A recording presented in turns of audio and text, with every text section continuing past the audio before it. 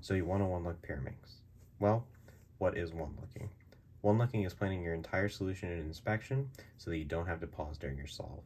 The benefits of this are that you can feel more confident in your solution and you don't have to do any recognition during the solve because you already know every case that'll show up. For Pyraminx specifically, there was the notion for a while that if you just predict what edge will end up in this front slot here and the orientation of this top center, then you don't need to one-look and it's just as good as one-looking. This I do not believe to be true at all. The reason being, you don't know specifically what case you're getting. You only know the orientation of the center and this edge. You don't know what this edge is, you don't know what this edge is, you don't know what this edge is. So you really have no clue what case you're gonna get. So you don't know if it's a good case, if it's a bad case, you know, if you have your edge solved here, you don't know if you're gonna get a skip, you don't know a whole lot. Whereas if you one-look, you know where every piece is gonna be. And that makes it so you have a better idea of how good your solution is, if you should check out a different option, and it just makes it a whole lot better. So sort of in tandem with learning to one-look, you'll want to be making more efficient V's. This will make it easier to one-look because there won't be as much to track, and that just sort of lowers the workload. When you're one-looking Pyraminx and L4E specifically, you only need to know where 3 edges are going to be and which way this top center is going to be twisted. For the sake of this video, I will be showing where all 4 edges end up, but just know that you only ever need 3. So here's our first example for one-looking. So the way you'll want to go about one-looking is you'll want to figure out your V solution and then track where every piece will go.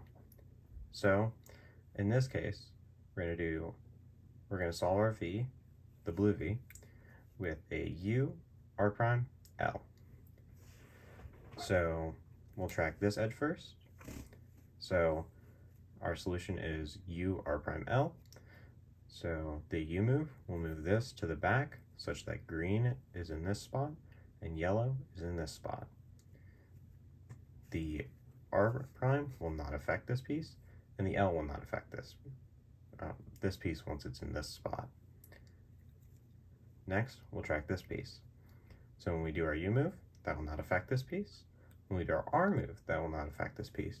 But once we do our L move, that'll affect this piece so that it moves up such that red is on the front and yellow is on the side here.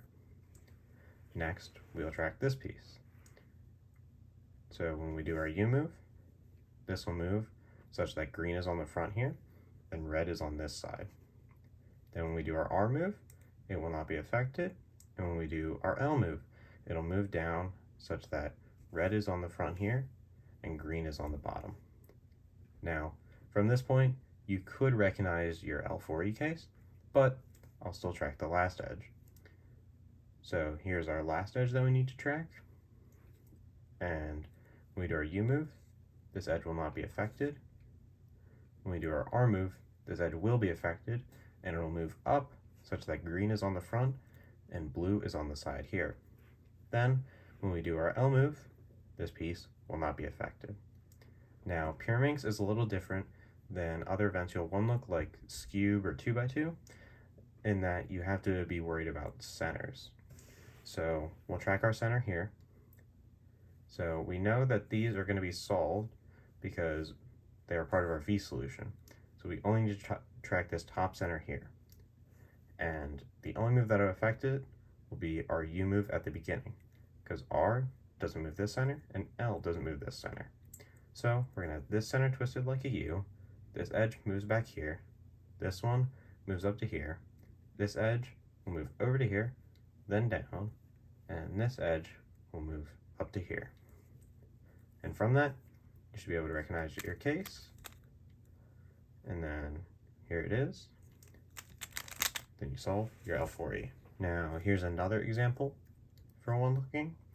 So this is the same body as a scramble that I got at North American Champs, and I executed from this angle, but a lot of times with one-looking, it can be helpful to one-look and inspect from an angle different than the angle you'll be solving from. So in this case, I inspected at this angle, and sort of like this. You don't always have to have a face directly in front of you like you're solving it. You can, hold it in all sorts of weird ways when you're inspecting. So the way I one-looked the V was to do L, R, L prime. And so now let's track our edges. So this back edge, when we do L, it doesn't move. When we do R, it doesn't move. And when we do L prime, it still doesn't move. So this is just going to stay put right here. So we'll look at this move. We'll look at this edge now. And our first move is L, which will move this up to here, such that blue is on the front and red is on the side. Then we do our R move, and that will not affect it once it's here. And then we will do L prime, which moves it back down to here, so that it is in its original position. So this ends up having no net change. All right, now we will track this edge. So when we do our L, this is going to move down here, such that yellow is on the bottom, green is on the front. And then when we do our R move, this will move up, such that yellow is on the front and green is on the side. And then when we do L prime, that will no longer affect this because it is not on the L axis. All right, now the last edge we need to track is here. And when we do our L move, this will not be affected. When we do our R move, this will move up such that red is on the front and green is on the bottom. And then when we do L prime, it will move from here up to here such that red is on the side and green is on the front. And for our top center, it will not be affected at all because there are no U moves in our V solution. So, to go through it a bit more quickly, this edge will stay put, this will stay put, this will move up to here such that green is on the front and red's on the side, and this will move over to here such that yellow is on the front and green is on the side. So we do it, and sure enough, that's what we get. And so we recognize our case and do our solution. Now, when I did this solve, I executed it as R, B, R prime, and one looking from a different angle than you execute is a very normal strategy to make it a bit easier to one look, and it's something that I highly recommend you try. So my biggest piece of advice for learning to one look is to just try new things.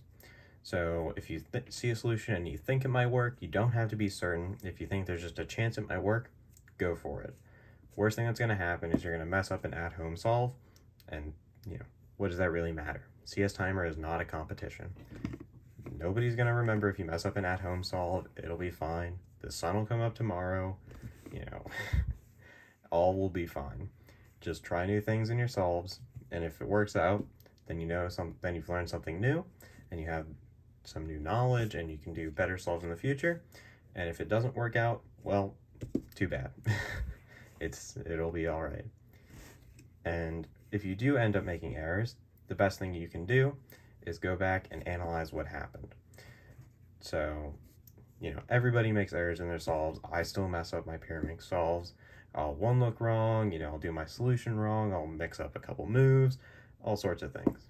But what I always do is I go back and see what I did and then correct that error so that I won't make it again, or there's a lower likelihood I'll make that same error in the future. Now, one thing that will be talked about sometimes in the context of one-looking events is learning specific cases or learning algs for specific layers or faces or what have you.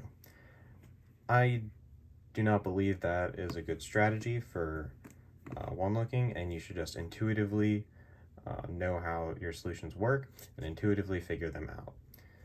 That being said, there are some cases where you can, just kind of know these shorthands, but I think it is good to also intuitively know how they work.